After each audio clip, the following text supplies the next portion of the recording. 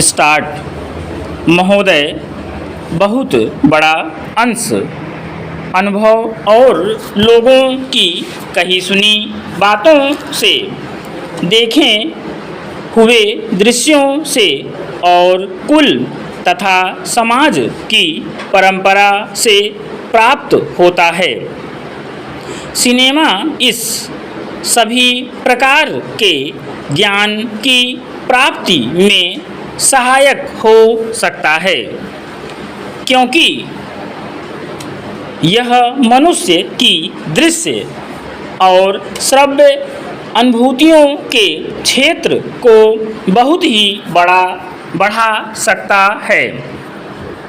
यह एक साधारण सी बात है जिसे सभी जानते हैं कि केवल सुनी सुनाई बात की अपेक्षा हम पर देखे हुए दृश्य का प्रभाव अधिक पड़ता है, और हम यदि सिनेमा द्वारा किसी चीज़ को देख लेते हैं तो उसका उतना फल तो नहीं होता जितना स्वयं आँखों द्वारा देखने से मिलता है।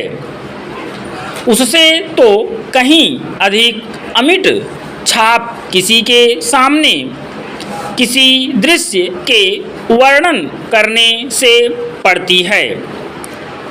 मन बहलाव के भी साधन कितने ही प्रकार के होते हैं।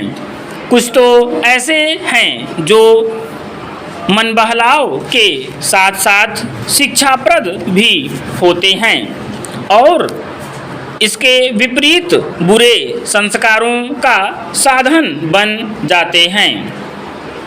मैं स्वयं यह दावा नहीं कर सकता कि मैंने बहुत सी फिल्में देखी हैं। सच पूछिए तो मुझे बहुत कम फिल्में देखने का अवसर मिला है, पर मेरे पास जो खबरें पहुंचती हैं, बहुतेरे विश्वसनीय भाइयों और बहनों द्वारा जो शिकायतें पहुंचाई जाती हैं, उनसे मालूम होता है कि बहुतेरी फिल्में दूसरी कोटि की हैं जो शिक्षा अथवा मन बहलाव का साधन न बनकर बुरी वासनाओं को जागृत करती हैं। विशेषकर युवकों के चरित्र पर बुरा प्रभाव डालती हैं। हो सकता है कि इस प्रकार की फिल्में अधिक लोकप्रिय होती हों, उनके द्वारा अधिक पैसे कमाए जा सकते हों। कुछ लोग यह कह सकते हैं कि फिल्म निर्माताओं का काम ऐसी फिल्मों को बनाना है जो लोकप्रिय हों, क्योंकि वे एक प्रकार की मांग को पूरा करती हैं। यह भी कहा जा सकता है कि फिल्मों का ध्येय मन बहलाव ही है। उसको तो तभी सफल मानना चाहिए जब फिल्में उन लोगों का मन बहला सकें जिन लोगों के लिए बनाई गई हों।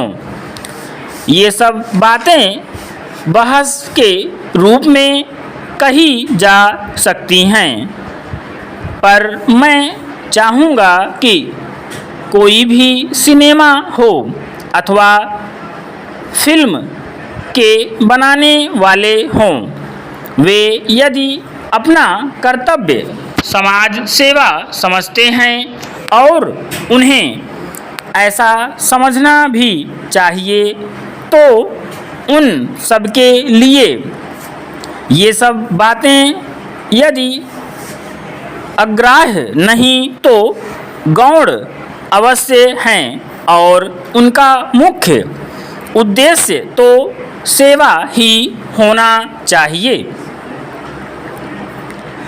सेवा तभी तक सेवा रहती है जब तक वह सेव्य का हित करे, ना कि उसे गिराए।